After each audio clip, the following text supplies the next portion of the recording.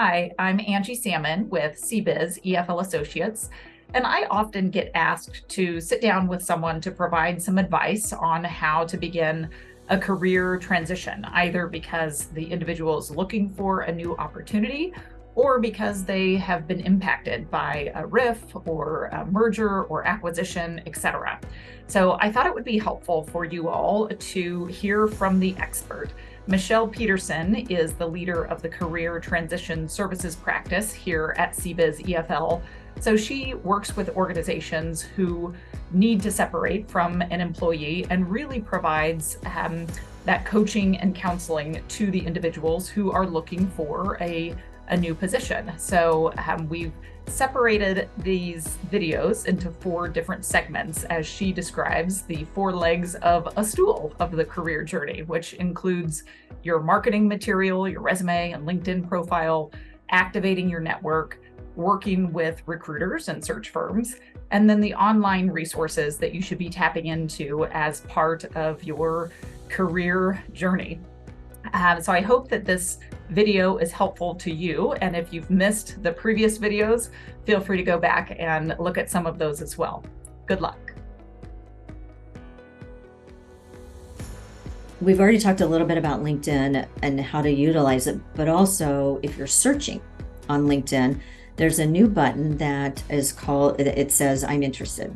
It's on a company's about page, and go to CBiz. You can look at our page. We have that button. Not every company does, but quite a few do. It's on the about page between the about section and the map. And it just simply says, I'm interested. It lets the hiring managers know and the recruiters know that you are interested in anything that comes up in that organization.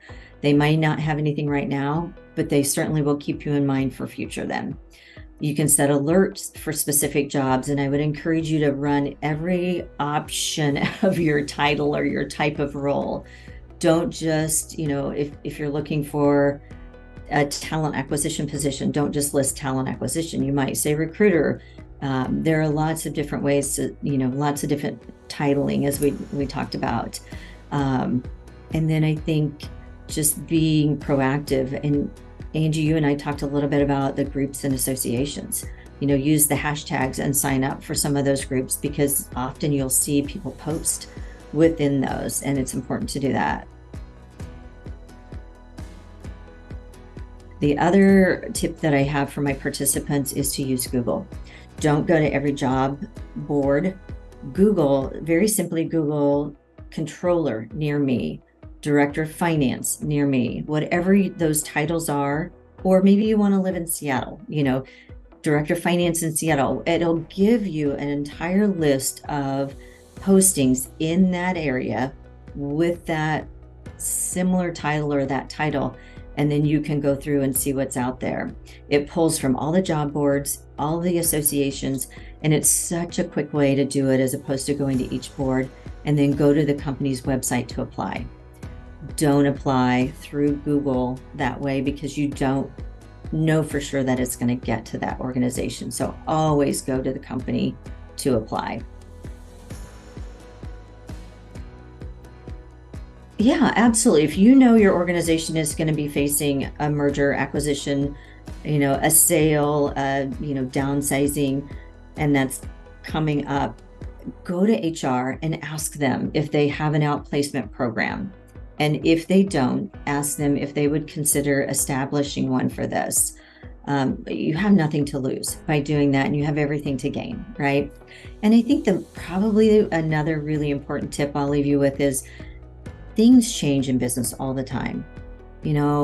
Companies ebb and flow, people move jobs. There is nothing to be embarrassed about when you find yourself in that position. So many people before you have blazed that same trail. They will be resources for you, and use them, but don't be embarrassed or feel, bad that you're in that position.